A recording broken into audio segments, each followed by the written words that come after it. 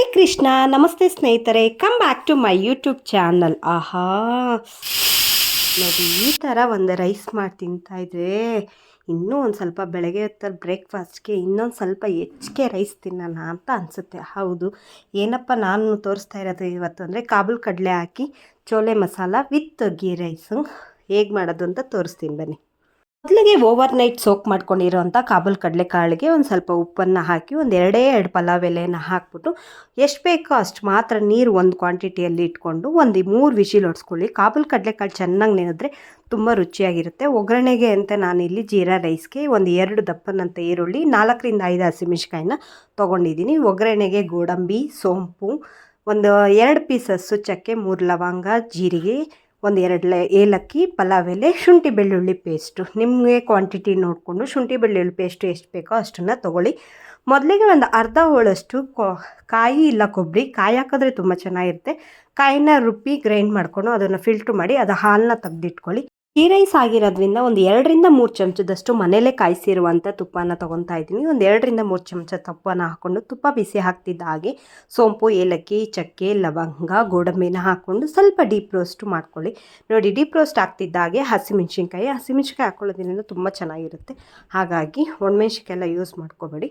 ಹಸಿಮೆಣ್ಸಿನ್ಕಾಯಿ ಚೆನ್ನಾಗಿ ಫ್ರೈ ಆಗ್ತಿದ್ದ ಹಾಗೆ ಈರುಳ್ಳಿ ಕೂಡ ಹಾಕ್ಕೊಂಡು ಅದಕ್ಕೆ ಬೇಕಾಗಿರೋ ಅಷ್ಟು ಶುಂಠಿ ಬೆಳ್ಳುಳ್ಳಿ ಪೇಸ್ಟ್ನ ಹಾಕ್ಕೊಂಡು ಚೆನ್ನಾಗಿ ನೀವು ಒಂದು ಡೀಪ್ ರೋಸ್ಟ್ ಅಂದರೆ ಬ್ರೌನಿಷ್ ಕಲರ್ ಬರೋವರೆಗೂ ಚೆನ್ನಾಗಿ ಈರುಳ್ಳಿಯನ್ನು ಡೀಪ್ ರೋಸ್ಟ್ ಮಾಡ್ಕೊಬೇಕು. ಈರುಳ್ಳಿ ಡೀಪ್ ರೋಸ್ಟ್ ಆಗ್ತಾ ಇದ್ದ ಹಾಗೆ ಹಸಿ ಬಟಾಣಿ ಇದ್ದರೆ ಬಟಾಣಿ, ಇಲ್ಲಾಂದರೆ ನಾನಿಲ್ಲಿ ಡಬಲ್ ಬೀನ್ಸ್ನ ತೊಗೊಂಡಿದ್ದೀನಿ. ಇಲ್ಲಾಂದರೆ ಓವರ್ ನೈಟ್ ಸೋಕ್ ಮಾಡಿರೋ ಅಂಥ ರಾಜ್ಮಾ ಕೂಡ ಯೂಸ್ ಮಾಡ್ಕೋಬೋದು, ತುಂಬ ಚೆನ್ನಾಗಿರುತ್ತೆ. ನೆಕ್ಸ್ಟ್ ಇದಕ್ಕೆ ನಾನು ರುಬ್ಬಿ ಗ್ರೈಂಡ್ ಮಾಡ್ಕೊಂಡು ಫಿಲ್ಟ್ರ್ ಮಾಡ್ಕೊಂಡಿರೋ ಅಂಥ ಕಾಯಿ ಹಾಲನ್ನ ಹಾಕ್ತಾಯಿದ್ದೀನಿ. ಅದಕ್ಕೆ ಎಷ್ಟು ಬೇಕೋ ಅಷ್ಟು ಅಕ್ಕಿನ ನೀಟಾಗಿ ಒಂದು 2ರಿಂದ 3 ಸತಿ ತೊಳೆದ್ಬಿಟ್ಟು ಹಾಕಿ ರುಚಿಗೆ ತಕ್ಕಷ್ಟು ಉಪ್ಪು ಕೂಡ ಹಾಕ್ಬಿಟ್ಟು 2 ವಿಷಿಲ್ನ ಹೊಡ್ಸ್ಕೋಬೇಕು.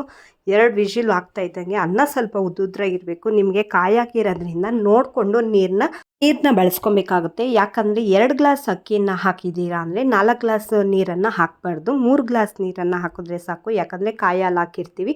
ಹಾಗಾಗಿ 2 ವಿಷಿಲ್ ಹಾಕೋದಕ್ಕೆ ಬಿಟ್ಬಿಟ್ಟು ನಾನಿಲ್ಲಿ ನೋಡಿ ಚೋಲೆ ಮಸಾಲೆಗೆ ಕಾಳು ಬೇಯಿಸೋದಕ್ಕೆ ಇಟ್ಟಿದ್ನಲ್ಲ, ಕಾಬೂಲ್ ಕಡಲೆಕಾಳು ಚೆನ್ನಾಗಿ ಮ್ಯಾಶ್ ಆಗಿದೆ. ಸ್ವಲ್ಪ ಒಂದು 2 ಕೈಯಲ್ಲಿ ಬೆಳ್ಳಲ್ಲಿ ಮ್ಯಾಶ್ ಮಾಡಿ ನೋಡಿದ್ರೆ ನೋಡಿ ನೀಟಾಗಿ ಈ ಥರ ಸಿಪ್ಪೆ ಸುಳ್ಕೊಂಡು ಬೇಕು ಅಂದರೆ ಮ್ಯಾಶರಲ್ಲಿ ಬೇಕಂದ್ರೂ ನೀವು ಇದನ್ನು ಮಾಡ್ಕೊಂಡು ಈ ಒಗ್ಗರಣೆಗೆ ನಾನು ಒಂದು 5ರಿಂದ 6 ನೆನೆಸಿರೋ ಅಂಥ ಬ್ಯಾಡಗಿ ಮೆಣಸಿನ್ಕಾಯಿ, 2ರಿಂದ 3 2 ಆಪಲ್ ಟೊಮೊಟೊ, 1 ಹುಳಿ ಟೊಮೊಟೊನ ತೊಗೊಂಡಿದ್ದೀನಿ. ಮತ್ತು ಒಂದು 2 ಈರುಳ್ಳಿ, ಇದೆಲ್ಲದನ್ನು ಗ್ರೈಂಡ್ ಮಾಡಿಕೊಂಡು ನೀಟಾಗಿ ಪೇಸ್ಟ್ ಟೈಪು ರೆಡಿ ಮಾಡ್ಕೊಂಡಿದ್ದೀನಿ. ಬಟ್ ಸಪ್ರೇಟಾಗಿ ಏನು ಈರುಳ್ಳಿ, ಟೊಮೊಟೊ, ಬ್ಯಾಡಗಿ ಮೆಣಸಿನ್ಕಾಯಿ, ಒಗ್ಗರಣೆಗೆ ಖಾರದ ಪುಡಿ, ಅರಿಶಿನ ಪುಡಿ, ಗರಂ ಮಸಾಲ, 1 ಚಮಚದಷ್ಟು ಧನಿಯಾ ಪುಡಿ ಅಷ್ಟೇ. ಮತ್ತು ಒಗ್ಗರಣೆಗೆ ಎಣ್ಣೆ, ತುಪ್ಪ, ನಾನಿಲ್ಲಿ ಜಾಸ್ತಿ ಸ್ವಲ್ಪ ಒಗ್ಗರಣೆಗೆಲ್ಲ ತುಪ್ಪನೇ ಬಳಸ್ಕೊತೀನಿ. ನಿಮ್ಮ ಆಪ್ಷನಲ್ಲು ಎಣ್ಣೆ ಬೇಕಂದರೆ ಎಣ್ಣೆ, ಇಲ್ಲಾಂದರೆ ತುಪ್ಪ. ನೋಡಿ, ಆಲ್ರೆಡಿ ವಿಜಿಲ್ ಬಿಡ್ತಿದೆ, ಗೀ ರೈಸ್ ರೆಡಿ ಆಗ್ತಿದೆ. ತುಪ್ಪ ಬಿಸಿ ಆಗ್ತಿದ್ದ ಹಾಗೆ ಜೀರಿಗೆ ಮತ್ತು ಸೋಂಪು, ಪಲಾವ್ ಎಲೆನ ಹಾಕ್ಕೊಂಡು ಗ್ರೈಂಡ್ ಮಾಡ್ಕೊಳ್ಳಿ.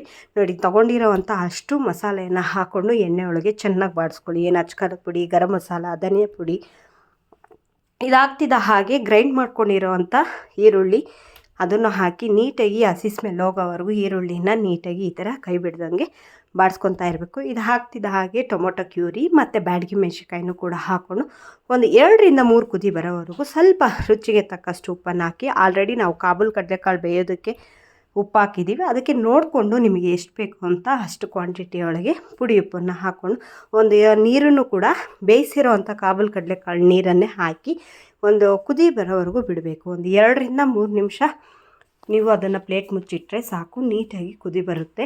ಯಾಕಂತಂದರೆ ಸ್ವಲ್ಪ ಮಸಾಲೆ ಅದಕ್ಕೆ ಹಿಡಿಬೇಕಲ್ಲ, ಹಾಗಾಗಿ ಒಂದು 2 ಕುದಿ ಬಂದಾಗ್ತಿದ್ದ ಹಾಗೆ ಬೇಯಿಸಿರೋ ಅಂಥ ಚೋಲೆ ಮಸಾಲಾನ ಹಾಕಿ ಒಂದು 5 ನಿಮಿಷ ಬೇಯಿಸಿದ್ರೆ ಸಾಕು.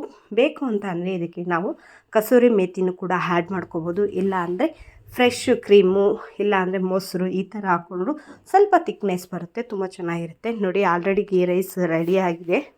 ಎಲ್ಲ ರೈಸ್ ಪಾತ್ಗೂ ಸ್ವಲ್ಪ ಲೆಮನ್ ಗ್ರಾಸ್ನ ಹಾಕ್ಕೊತೀನಿ, ಯಾಕಂದರೆ ಪಾಟಲ್ಲೇ ಬೆಳ್ಕೊಂಡಿರೋದ್ರಿಂದ. ನಿಮಗೆ ಬೇಕು ಅಂದರೆ ಹಾಕ್ಕೊಳ್ಳಿಲ್ಲ ಅಂದರೆ ಆಪ್ಷನಲ್ಲಿ, ಇಲ್ಲಾಂದ್ರೂ ಓಕೆ.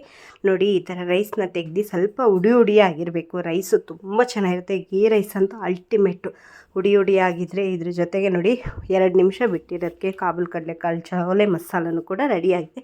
ಪ್ಲೇಟ್ಗೆ ಹಾಕ್ಕೊಂಡು ತಿಂತಾಯಿದ್ರೆ ಆಹಾ ಸೂಪರಾಗಿರುತ್ತೆ ರೀ. ಯಾವ ಹೋಟ್ಲಿಗೆ ಹೋಗ್ಬೇಕು ಇದೊಂದು ರೈಸ್ ಬಾತ್ ತಿನ್ನೋದಕ್ಕೆ ಒಂದು 60ರಿಂದ 70 ರೂಪಾಯಿ ಕೊಡಬೇಕು. 2 ಲೋಟ ರೈಸ್ ಬಾತ್ ಹಾಕಿದ್ರೆ ಸಾಕು.